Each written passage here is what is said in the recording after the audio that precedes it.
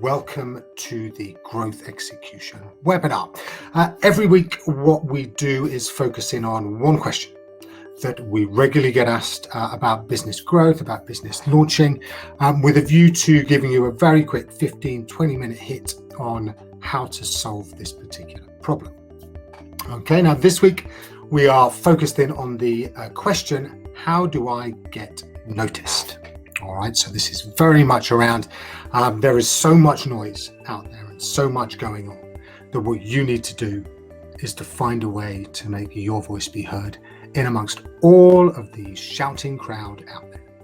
Okay, so where does this fit into our overall growth story? It is part of our marketing discipline. Now, regular viewers will remember that we have essentially three distinct disciplines: product, marketing, and sales. Within each of those disciplines, there are 5 elements. In the marketing one, there is marketing brand, marketing intel, marketing content, marketing distribution, and marketing advertising. Today, our focus is on marketing content. Okay, so if you are to be heard out in the big wide world, then you are going to need to produce content, produce regular content, and produce content that is consistent in what it says. All right. All we are doing when we are focusing in on this area is building trust. Trust is the hardest thing to earn and the easiest thing to lose. And particularly, I guess now, we are in early February, incredibly, already, 2021. Many of us in the world are still locked down, certainly over here in the UK we are. Remote sales, or being able to convince somebody from a distance that you are a business, an organization that they want to work with, to collaborate with, to buy from, is an absolutely critical piece of your armor right now. Because if you cannot create trust from distance, then your business is really going to struggle as we head further and deeper into the 2020s. So when we look at marketing content, which is the 8th of the 15 elements, I want you really to focus in on 3 distinct areas. All right, and they are audio, video, and text. All right, so let's start with audio.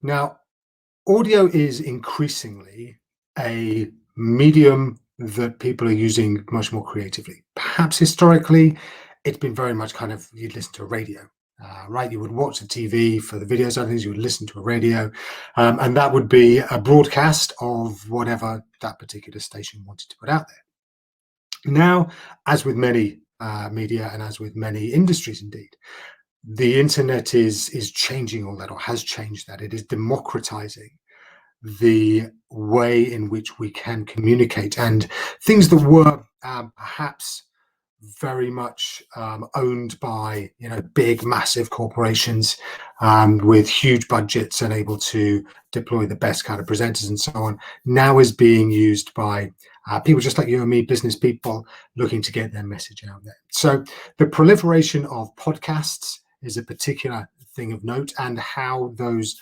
large platforms have embraced that is pretty huge. So you look at Spotify has branched out from being purely about music into a very strong podcast section. Apple Podcasts obviously is pretty much the kind of grandparent of them. It's in all your iPhones and is a very smart way of getting your message into people's earpods. What you also have is Amazon has recently kind of got involved with that, with its Amazon Music, and there's a huge array of others that are starting to really investigate how they can maximize the audio or their audio capacity. Now, it's interesting to think about when people use these different forms of communication. So if you're starting with audio, and again, with apologies and acknowledgements that now is a very different time, and perhaps we're not driving in the car quite as much as we used to. We're not wandering between meetings quite as much as we used to, which were perhaps prime time for people to pop into earphones and listen into whatever their favorite podcasts were. All the same, people are desperate to get away from screens. The fact that people spend almost their entire days now staring into a screen, just like you're doing right now, and wondering, what information is coming through to them, how that can be distilled down, trying to internalize it, and that process, something coming directly into your ears that you have to visualize, is something which captures your attention in a different way to video. All right, and that really is the key thing here. Is audio is perhaps less immersive, but what it does do is it allows almost kind of like an ambient pickup of information, where you do kind of, if you're walking along, you're out for a run, however you are moving around, perhaps you're sitting in bed with the TV off, listening to something and creating in your mind's eye a view or a version of what's going on is a really, really powerful way of people learning. So when you think of audio, think about how you might deploy that, whether a podcast is the right vehicle for you, and clearly what you're going to need to have is something relatively strong and regular to talk about, which we'll get onto in a sec. The next piece, the next medium is video. Again, video has exploded over recent years, particularly perhaps the last 10, 15 years. And even 10, 15 years ago, it was really quite an expensive pursuit. The quality was not in any way comparable with what you're able to produce right now on your own from your home office. And also there are a huge array of free or very cheap / cost-effective video platforms, one of which we'll speak about in detail in a sec. But you are able to cut and edit and add in stills, add in music, cut out a quote, put it on the front, and put it and recreate a video from there. It is a hugely impactful medium, and one that has grown so much over recent years, and it's one that you really need to think about getting a grip on, because it is so immediate and it is so capable of translating everything that you want to say into some bite-sized chunks that you can spin out there. The third medium I want you to think about is text. Classic blogs obviously is a way of going about it. You can also guest blog, you can write articles, newsletters. People do still read stuff. Again, it's moving away from this totally immersive environment into something that's a little bit more controllable. And again, when you think back to when perhaps you used to read books a lot more, perhaps when you were a kid, or even if you're reading magazines and so on these days or recently, there is something about the way that your brain translates those, the coded letters on the page into your brain or on the screen, that means that you are actively involved in this communication with the writer. And that means that as the writer, you can convey your message in certain ways that are different to the other two. All right, so all of these are very specific communication types that you need to think about, and you need to understand your audience and how these impact with them. So are you speaking to an audience for whom video is the absolute primary source of content? Are you speaking to an audience for whom text is a primary content, or audio? You've got to start thinking about how people like to receive that information and then building it out from there. It is unlikely that your audience will only use one, and therefore having all of these three to be deployed is very useful and will widen your reach as well. But there is also the idea that they reinforce each other, and that actually if you do have something that resonates all the way through audio, through video, and through text, then it's something that's going to land much more squarely with people and ensure that the message is internalized. And on that note, I wanted to just kind of focus in on how you might produce these things. All right, so in terms of writing blogs, having a really interactive website that is really straightforward for you to add blogs to is critically important. Not only are you able to then have your message up on the web very, very quickly, it also enables search engines such as Google to find your unique content on your pages and to then raise your profile on a natural search results up higher, so that if somebody's searching for your type of business, the fact that you have blogs on your website mean your website will be more easily surfaced.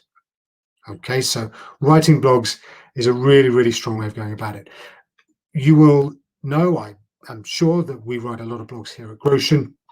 Every working day, there is one that goes out to the growth execution tip, and that is sent out as an email shot as well as being put onto a blog on the website. So if you have a look at groshen.co/blogs, /blog, you will see all of the ones that we've done. There's another one went up this morning, and we every single day will be adding new ones to it, and that genuinely increases our visibility from a search engine perspective, but it also, really importantly, conveys our message to our future clients and reinforces it with our current clients of what we are here to do and why. All right, so keep thinking about how you might blog. Next up is podcasts. Podcasts is a real kind of leap of faith. It is something that actually is really straightforward once you get into it, but it can also be something that puts a lot of people off actually starting. We've got videos as the third one. Podcast is probably the one that you want to play around with before videos, because there's something about the confidence that comes of talking to nobody, sitting in front of a microphone and chatting away, first of all. And if you want to have a laugh, then go back and listen to the first few episodes of the Growth Execution podcast, available on all your favorite podcast apps. And that was me, the first 16 of them actually, me articulating all about what the growth execution formula is all about. This was done in 2019, so my God, nearly 2 years ago now. And that was relatively quickly followed by the second season of the Growth Execution podcast, where I started interviewing people.